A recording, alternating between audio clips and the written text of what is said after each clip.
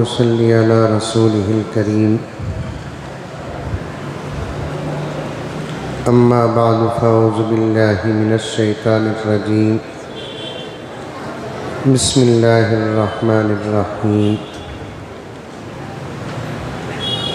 ومنهم من يقول ربنا آتنا في الدنيا حسنة وفي الآخرة حسنة وقنا عذاب النار صدق الله مولانا العظيم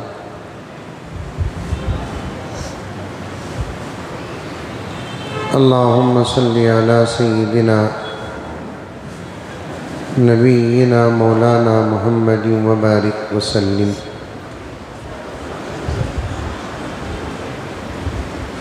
معزز سامعین، ایک مرتبہ محبت کے ساتھ درود شریف پڑھ لیں۔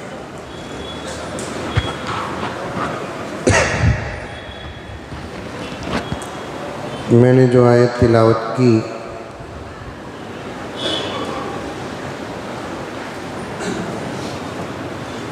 اس میں اللہ تبارک و تعالیٰ نے اپنے بندوں کو دعا کرنا سکھایا ہے اور دعا میں کیا مانگنا یہ بھی بتایا ہے۔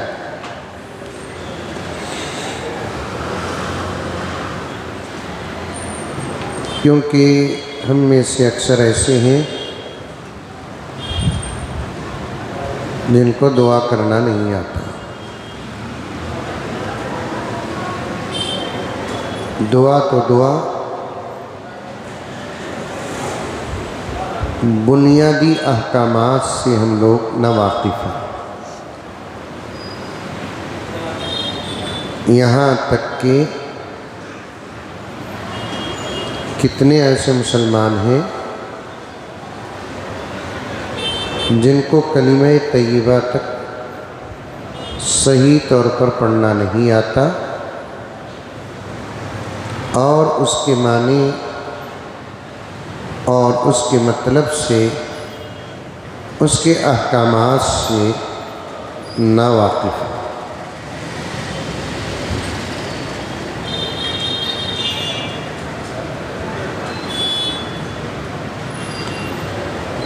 اسی لیے 2 دن پہلے میں نے آپ حضرات سے بڑے درد کے ساتھ کہا کہ آپ بھی کلمہ طیبہ سیکھو۔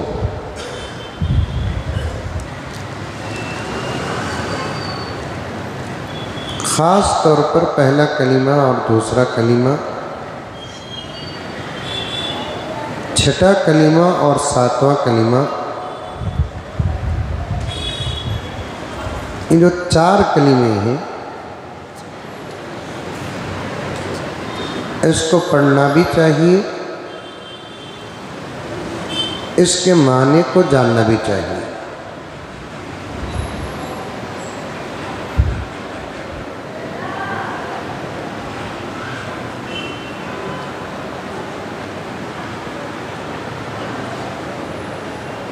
پہلا کلمہ لا الہ الا اللہ محمد رسول اللہ۔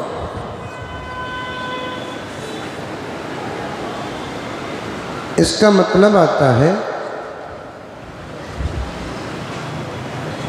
اللہ کے سوا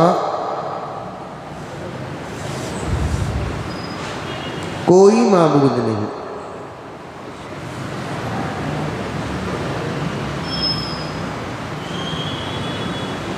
معبود کا مطلب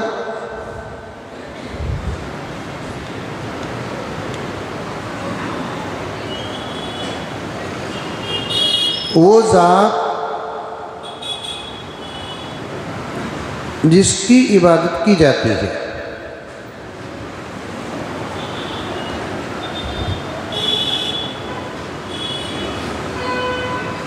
کلمے کے اندر اللہ تبارک و تعالی اس بات کا اقرار کروانا چاہتے ہیں اپنے بندوں سے کہ تم اپنے زبان سے کہو کہ اللہ کے علاوہ اس پوری کائنات میں عبادت کے لائق کوئی نہیں۔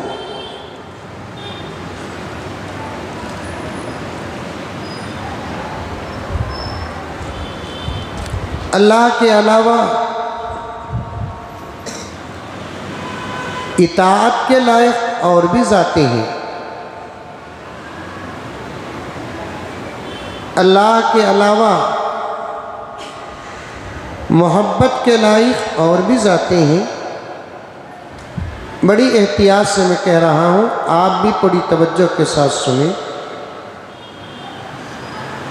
اللہ کے علاوہ جو لوگ اطاعت کے لائق ہیں، ان کی اطاعت بھی اصل میں اللہ ہی کا حکم ہے۔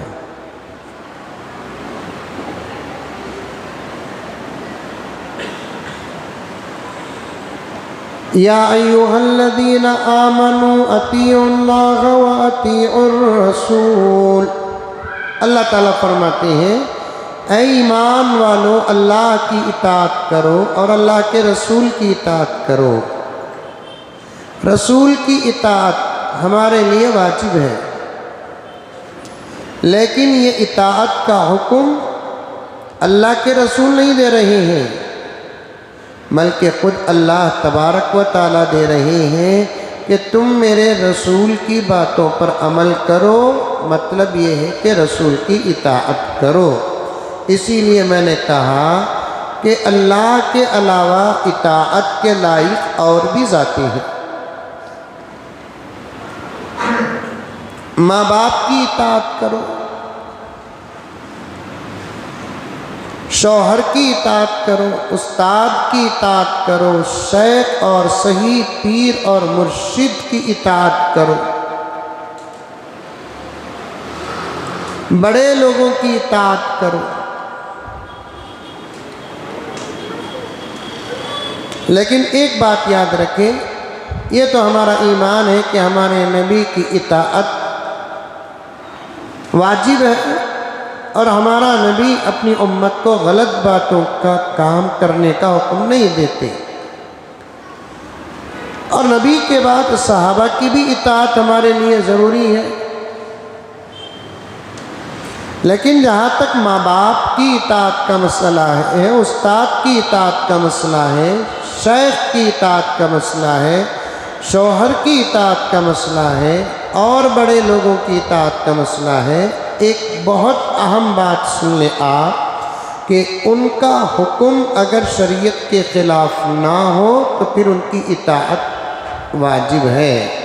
اگر ماں باپ یا استاد یا شیخ یا ہمارے بڑے یا شوہر ایسا کام کرنے کا حکم دیتے ہیں جس سے اللہ اور اللہ کے رسول کی خلاف ورزی ہوتی ہے، تو اس صورت میں ان کی اطاعت ہم پر واجب نہیں ہے۔ ماں باپ کی بات ماننا ہی ہے، لیکن ان کی بات شریعت کے خلاف نہ ہو، اور ان کی باتوں کے بھی دو بلکہ تین قسمیں ہیں۔ ایک قسم وہ جو بولیں گے عین اللہ رسول کے حکم کے مطابق بولیں گے، نماز پڑھو۔ دوسری قسم یہ ہے شریعت کی بات تو نہیں کریں گے، لیکن جائز کام کا تو حکم دیں گے کہ بیٹے ذرا شیواجی نگر جا کر میرے لیے کپڑا لے کر آ، یہ بھی عمل کے۔ تیسری بات کیا ہے کہ اگر وہ ایسا کام کرنے کا حکم دیتے ہیں جو شریعت کے خلاف ہے تو اس پر عمل ہم لوگوں کے لیے واجب نہیں ہے۔ مثال کے طور پر ماں باپ اگر اپنے بچے کو کہتے ہیں کہ یہ عمر میں داڑھی رکھنے کو، داڑھی کی عمر تو 15 سال سے شروع ہوتی ہے، اگر داڑھی کی عمر 15 سال کی نہ ہوتی تو پھر اللہ تبارک و تعالیٰ 15 سال کی عمر میں داڑھی کیوں دیتے؟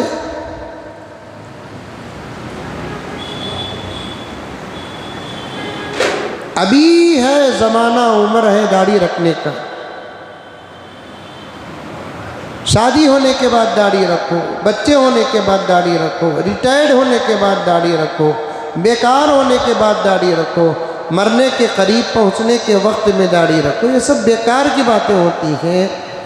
اب ماں باپ اگر بچوں کو داڑھی نکلنے کے وقت میں کہتے ہیں کہ داڑھی مت رکھو، تو اب اس صورت میں ان کی اطاعت واجب نہیں ہے۔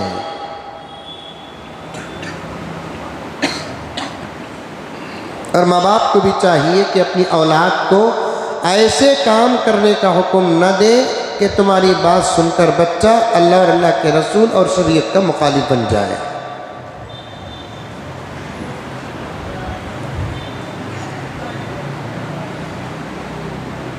شوہر اپنی بیوی کو کہتا ہے نماز پڑھو جی، اطاعت واجب، آپ ذرا مچھی پکاؤ جی، آپ چہارشنبے کے دن مچھی پکانا شریعت کا حکم نہیں ہے، لیکن شوہر کا حکم ہے پکا لیں۔ میں نہیں پکاتی با، تو پھر بے ادبی ہوگی، خلاف ورزی ہوگی، گناہ ہوگا۔ حالانکہ آج مچھلی پکانا شریعت کا حکم نہیں ہے، لیکن شوہر کا مقام ہے، تو اس لیے اگر پوری سہولتیں ہیں تو مچھلی پکا دو۔ میرا ایک جوڑا استری کرو جی، شوہر اپنی بیوی کو کہتا ہے۔ استری کرنا شریعت کا حکم نہیں ہے، لیکن چونکہ شوہر ہے، شریعت کے خلاف نہیں بول رہا ہے، تو پھر اس صورت میں اطاعت واجب ہے۔ نماز شریعت کے مطابق، استری کرو، مچھلی پکاؤ، یہ شوہر کا حکم ہے جو شریعت کے مخالف نہیں ہے، دونوں پر عمل کرنا واجب ہے۔ ایک تیسری قسم ہے جس پر عمل کرنا بیوی کو واجب نہیں ہے، چاہے شوہر کچھ بھی کر لے، برقع پہنو کو، اب اس صورت میں بیوی کو چاہیے کہ اپنے شوہر کی اطاعت نہ کرے، کیونکہ اللہ کی نافرمانی میں مخلوق کی اطاعت بندوں کے لیے جائز نہیں ہے۔ لا طاعت لمعصیت الخالق، اللہ کی نافرمانی میں مخلوق کی اطاعت نہیں ہے۔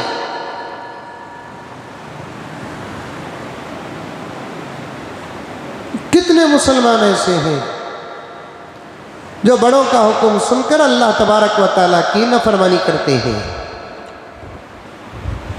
ماں باپ کا حکم سمجھ کر اللہ اور اس کے رسول کی نافرمانی کرتے ہیں، شوہر کا حکم سمجھ کر اللہ رسول کی نافرمانی کرتے ہیں۔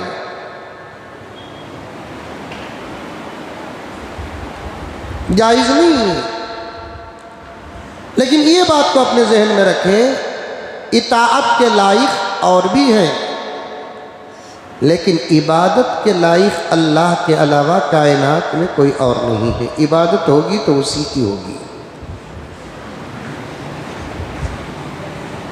لا الہ الا اللہ، اللہ کے سوا کوئی معبود نہیں، عبادت صرف اللہ کی ہی کریں گے۔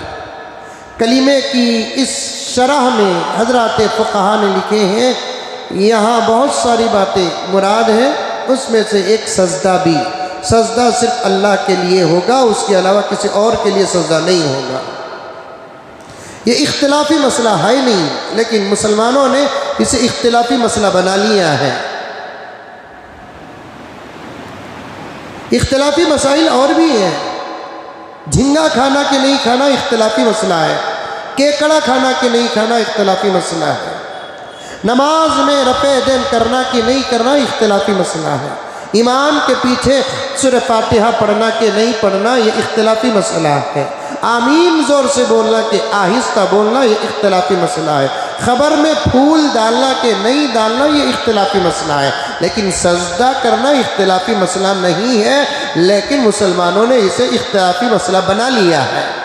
ہمارے نزدیک جائز بھائی، کسی کے نزدیک جائز نہیں ہے، نہ مقلدوں کے نزدیک جائز ہے، نہ غیر مقلدوں کے نزدیک جائز ہے، نہ دیوبندیوں کے نزدیک جائز ہے، نہ بریلویوں کے نزدیک جائز ہے، نہ عربیوں کے نزدیک جائز ہے، نہ عجمیوں کے نزدیک جائز ہے۔ یہ ایک مسئلہ ایسا ہے جس میں اختلاف نہیں ہے، لیکن لوگوں نے اس کو اختلافی مسئلہ بنا لیا ہے۔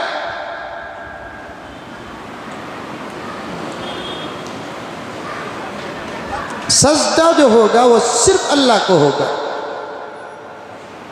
تعظیمی سجدہ بھی نہیں، صریح سجدہ بھی نہیں۔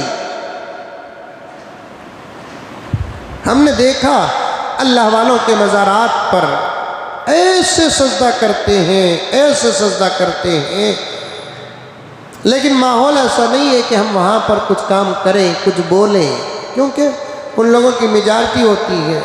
بہت افسوس ہوتا ہے، اب بول نہیں سکتے ہم، کیونکہ گناہوں سے روکنے کے 3 طریقے ہیں، ایک ہاتھ سے روکنا، دوسرا زبان سے روکنا، تیسرا اس کام کو برا چاہنا۔ یہ ایمان کی علامت ہے۔ جہاں ہاتھ سے روک سکتے ہیں وہاں ہاتھ سے روکو، جہاں زبان سے روک سکتے ہیں وہاں زبان سے روکو۔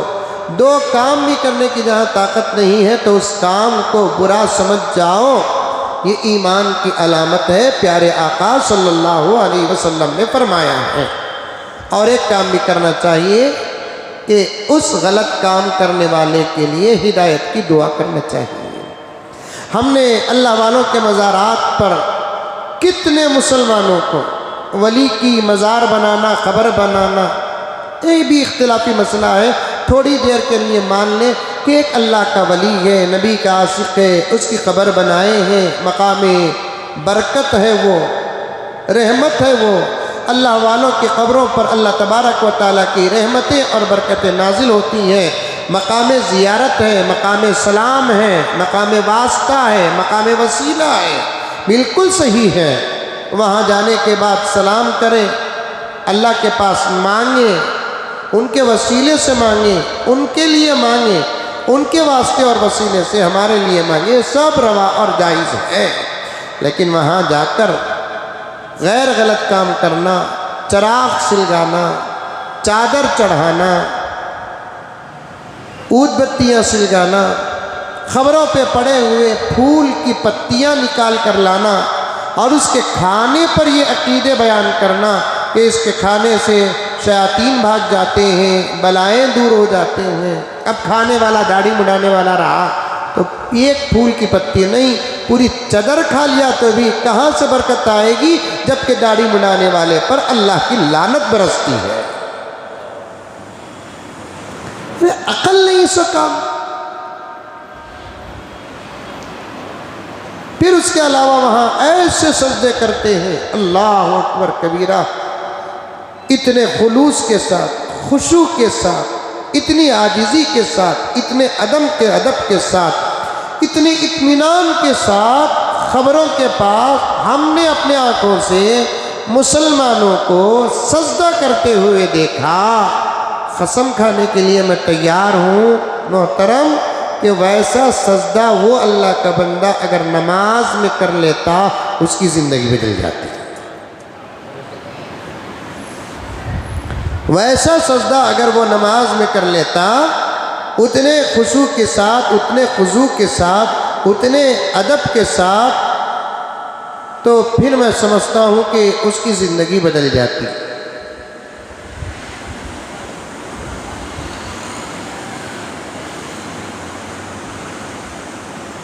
کان بے ڈھنگے سجدے نمازوں میں کرتے ہیں، پورے خلوص والے سجدے قبرستانوں میں کرتے ہیں، خبروں کے پاس کرتے ہیں، شریعت سے ہٹے ہوئے سجدے نمازوں میں کرتے ہیں، اور پورے ادب کے ساتھ غفلت کے سجدے نمازوں میں کرتے ہیں، اور پوری توجہ کے ساتھ خبر والوں کے سامنے سجدہ کرتے ہیں۔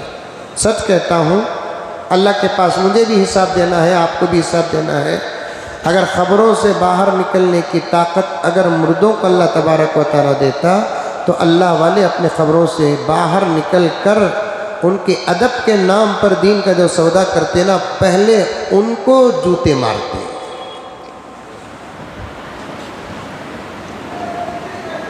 اور یہ لوگ بھی بڑے چال باز ہوتے ہیں کہ اللہ والوں کی خبروں کو سیمنٹ اور گارے سے اتنی مضبوط کر دیتے ہیں کہ نکلنا بھی چاہے تو نہ نکلے۔ کیا عبدالواحد صاحب؟ نکلنا بھی چاہے تو نہ نکلے۔ اب یہ مسئلے جب بیان کرتے ہیں تو فوراً کہتے ہیں کہ دیوبندی ہے۔ بھائی دیوبندی نہیں ہے، اللہ کے نبی کا حکم ہے، شریعت والا کام ہے، فرمان ہے۔ اس دیوبندی، بریلوی، سنی غیر سنی، شیعہ سنی، عربی اور ادمی کا کیا سوال ہے؟ کچھ مسائل ایسے ہیں جس میں مسلک کی پہچان نہیں، مذہب کی پہچان ہے، اور ہمارے مذہب کی پہچان یہ ہے کہ ہم سوائے اللہ کے کسی کو سجدہ نہیں کرتے، یہاں تک کہ جس نبی کے صدقے ہم کو دین ملا ہے اس نبی پر جان تو قربان کر سکتے ہیں، جس نبی کے صدقے ہم کو دین ملا ہے اس کے نام پر سر تو کٹا سکتے ہیں، لیکن اس کے قبر کے سامنے جا کر سر جھکانے کی خود وہ نبی اجازت نہیں دیتا۔ میں گاؤں گاؤں پھرتا ہوں، اگر مجھے معلوم ہوتا ہے کہ کسی گاؤں میں کسی اللہ والے کی قبر ہے تو مجھے موقع ہے، وقت ہے تو میں زیارت کو جاتا ہوں۔ سوائے اللہ والوں کے مزارات کے میں کہیں کسی گاؤں میں پھرنے اور گھومنے کے لیے جاتا نہیں، مجھے شوق بھی نہیں ہے۔ لوگ ہم بولتے ہیں آؤ حضرت جائیں گے جائیں گے جائیں گے، نہیں میرے کامات بس، مطالعات بس۔ ہاں اگر اللہ والے کی قبر ہے تو پھر میں وہاں جا کر زیارت کرتا ہوں اور سلام کرتا ہوں، لیکن جا کر وہاں کے ماحول کو دیکھتا ہوں تو دل کو بہت تکلیف ہوتی ہے۔ صاف نماز سے بھی اچھے سجدے اللہ والوں کے مزارات کے پاس کرتے ہوئے ہم نے دیکھا ہے۔ میں پھر وہ جملہ دہرانا چاہتا ہوں، ویسا سجدہ اس کو مسجد میں اگر نصیب ہو جائے تو پھر زندگی بدل جائے۔ علامہ اقبال نے یہی کہا کہ سجدے کرے تو اللہ کے ایسے کرو کہ ایک سجدہ تمہاری زندگی کو بدلنے کے لیے کافی ہو جائے۔ ہر شیشہ ٹوٹ جاتا ہے پتھر کی چوٹ سے، پتھر کی چوٹ سے، ہر شیشہ ٹوٹ جاتا ہے پتھر کی چوٹ سے، پتھر کی چوٹ سے، پتھر ہی ٹوٹ جائے وہ شیشہ تلاش کر، وہ شیشہ تلاش کر، سجدوں سے تیرے کیا ہوا، صدیاں گزر گئی، صدیاں گزر گئی، سجدوں سے تیرے کیا ہوا، صدیاں گزر گئی، صدیاں گزر گئی، دنیا تیری بدل دے وہ سجدہ تلاش کر، وہ سجدہ تلاش کر، دنیا تیری بدل دے وہ سجدہ تلاش کر، وہ سجدہ تلاش کر۔ ویسے سجدے اگر مسجدوں میں نمازوں میں حاصل ہو جائے تو پھر دنیا بدل جائے گی، آخرت بدل جائے گی۔ ایک سجدہ ایسا گنہگار کو اللہ کا ولی بنا دیتا ہے۔ میں نے ایک صاحب کے بیان میں بھی سنا کہ وہ کہہ رہے ہیں کہ ہم سجدہ نہیں کرتے اللہ والوں کے سامنے، تو ہم اپنے دل کو جھکاتے ہیں، دل کو جھکانے کے لیے سر جھکانا پڑتا ہے۔ یہ تو اور بڑا ظلم ہو گیا، جہاں سر جھکانے کی اجازت نہیں وہاں دل جھکانے کی اجازت کہاں مل جائے گی؟ دل بھی تو اللہ کا عرش ہے، اللہ کے بیٹھنے کی جگہ ہے۔ القلب عرش اللہ، دل کیا ہے؟ اللہ کا عرش ہے، اللہ کے بیٹھنے کی جگہ ہے۔ اب اسی کو جا کر جھکا رہے ہیں۔ یہ تو ایسا ہو گیا کہ ایک بادشاہ ایک رانی کی نزاکتوں سے تنگ آ گیا اور بار بار سوچتا تھا انہیں رتی کپڑے پہنی تو نخرے کرتی، رتی میک اپ کری تو نخرے کرتی، آخر یہ کپڑوں میں کیا رکھا ہے، پہنتے ہی انہیں بدل جاتی۔ ایک دن رانی کے کپڑے انہیں پہن لیا، ساڑی کی، لاچھا کی، पंजाबी ड्रेस की और क्या क्या की कपड़े हैं ना उनके, ये पहने तो इन्हें बदल जाती है ना, ये पहने तो क्या होता फीलिंग को बोलकर इन्हें पहनने को महल के बागीचे में बैठ गया, बरक को ओढ़ने को देख रहा है आप क्या भी होगा, आप क्या भी होगा, आप क्या भी होगा, क्या भी नहीं हो रहा। लेकिन एक वजीर वहाँ से गुजरा जिसका रानी से नाजायज़ ताल्लुक़ था। अब उन्हें पीछे से देखा तो रानी यहाँ अकेले बैठी है, इतने वक्त को कहीं क्यों बैठी है, बोल को जाकर सीधा पीछे से लपट लिया। बादशाह डर गया, अरे रे रे रे ये कौन सा आदमी है, एक तो मैं बादशाह हूँ, डर भी नहीं क्या भी नहीं, ऐसा पकड़ लिया ना। कौन कौन कौन बोलकर उठा तो वजीर देखा रानी के कपड़ों में बादशाह है, राजा है। फौरन वजीर डर को बोला, राजा साहब तुम्हें मैं रानी समझा सो।